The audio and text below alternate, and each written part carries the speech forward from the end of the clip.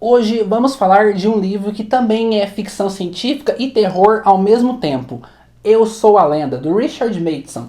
Logo depois da abertura, vem comigo!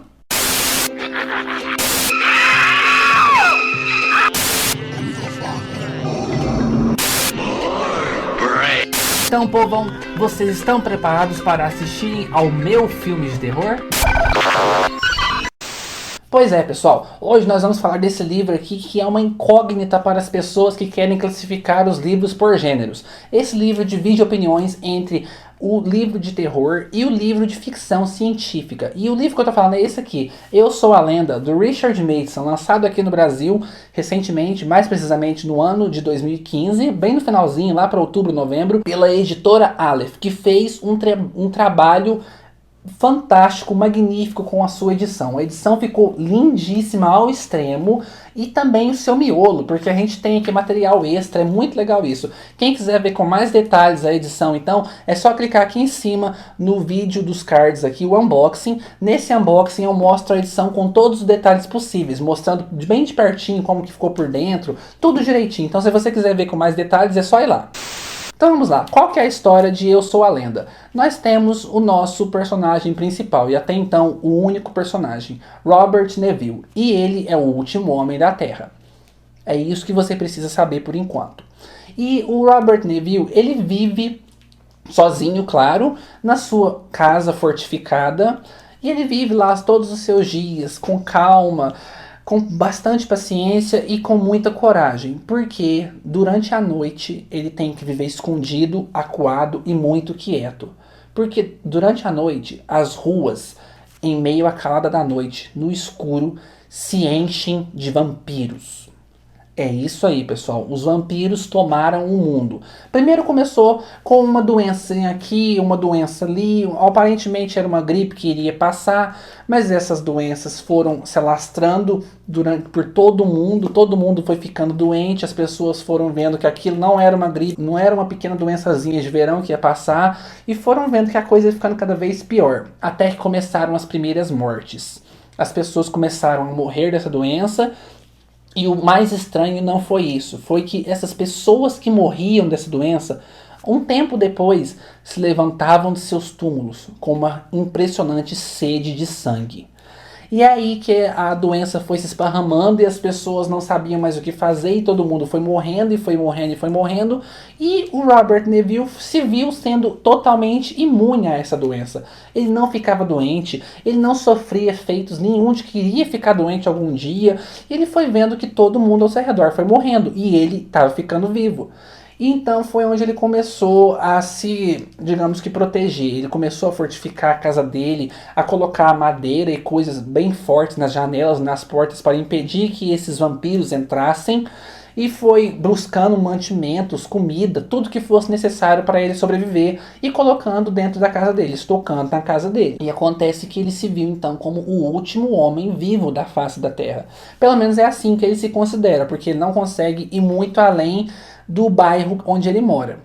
E acontece que ele vai ficando cada vez mais confinado lá e os vampiros parece que não desistem nunca, porque todas as noites eles se levantam dos seus esconderijos no escuro e vêm para a porta da casa do Robert Neville e ficam batendo lá e jogando pedras nas janelas. As mulheres ficam se exibindo para ele, arrancam a roupa e ficam se exibindo para ele para ver se atiça ele de alguma forma a sair da casa, e a coisa vai ficando cada vez mais feia. E o Robert Neville não sabe mais o que fazer, porque ele não sabe se esses vampiros são vampiros de verdade, como nas histórias de terror, na mitologia, ou se são uma doença, um vírus que tem muitas semelhanças com o mito do vampiro. E aonde então ele vai investigar, ele vai procurar saber o que é esse vampirismo que alastrou por todo o mundo. E o livro vai em frente através dessa investigação a princípio e depois de alguns outros fatos que vão ocorrendo mais da metade para o final do livro. E eu paro de contar por aqui porque é um livro magnífico, gente. É um grande terror clássico, é uma grande ficção científica clássica, porque nós temos os dois pontos de vista. Nós temos, digamos que, pontinhos para os dois gêneros. Para o terror nós temos então o fato dele ser o último homem vivo na face da Terra e que todos os outros estão mortos e querem o sangue dele. e aparentemente são vampiros e tudo mais. E do ponto de vista da ficção científica, nós temos então essa doença que tem tudo para ser uma coisa mitológica, sendo esmiuçada cientificamente pelo Robert Neville, que ele fica intrigado com aquilo, ele quer entender por que as pessoas acham que são vampiros, por que esses doentes agem como vampiros da literatura e do cinema. Ele vai então pesquisar sobre isso, ele vai estudar sobre isso, ele vai tentar entender o que está acontecendo e expor para nós, leitores, cientificamente o que é que está acontecendo com eles, ou pelo menos o que ele acha que está acontecendo com o pessoal que é infectado por esse vírus. E é muito bom o livro, pessoal. A escrita do Richard Matheson é uma escrita estupenda. Ele sabe conduzir a história muito bem. E o que é melhor, ele consegue fazer uma história de um único personagem ser totalmente interessante, totalmente incrível. Você não se cansa em nenhum momento. Pelo menos eu não me cansei em nenhum momento da leitura desse livro. E olha que o livro é gordinho, é uma história bem grande até. Tem pouco mais de 400 páginas essa edição aqui. Não chega a 400, mas tem quase 400 páginas. E é uma história, digamos que não é para qualquer leitor, porque é um livro lento. É um livro com ritmo devagar, é um livro que só temos apenas um personagem, é um livro que não tem quase nenhum diálogo, então você vai ficar o tempo todo na cabeça do Robert Neville, nos pensamentos dele, então você vai ter muita descrição aqui, você vai ter muito movimento, você vai ter muita... esse tipo de coisa. Então não vai ter cenas aqui rápidas, não vai ter aqueles diálogos que fazem com que a narrativa fique rápida. Não. É um livro lento, pessoal. Vão com essa ideia na cabeça. É uma história lenta, é uma história devagar, é uma história que você não vai conseguir lê-la alucinadamente. Mas ainda assim, isso não tira o mérito de que a obra é magnífica, de que a obra é totalmente bem escrita. Robert Neville é um personagem totalmente incrível. Eu acho que é um dos personagens mais bem desenvolvidos da literatura, porque o Richard Matheson fez um desenvolvimento de personagem primoroso com o Robert Neville. A gente vê a transformação dele de um pai de família, pacato, cidadão americano comum, para um sobrevivente que tem que contar apenas com seus próprios esforços para conseguir se manter vivo dia após dia. E é muito bom, gente. A história, claro, mas do meio para o final vai ter as suas reviravoltas. O final é extremamente chocante. E você que foi então assistir aos filmes, ele teve três adaptações cinematográficas. Nós tivemos a primeira dos anos 50, não sei a data certa, mas é com o Vincent Price, a grande lenda dos filmes de terror, que fez então um filme aqui no Brasil chamado como Mortos que Matam. Título terrível, né, pessoal? Depois nós temos uma nos anos 70 que se chama o Omega Man, que aqui no Brasil parece que ficou como A Última Esperança sobre a Terra.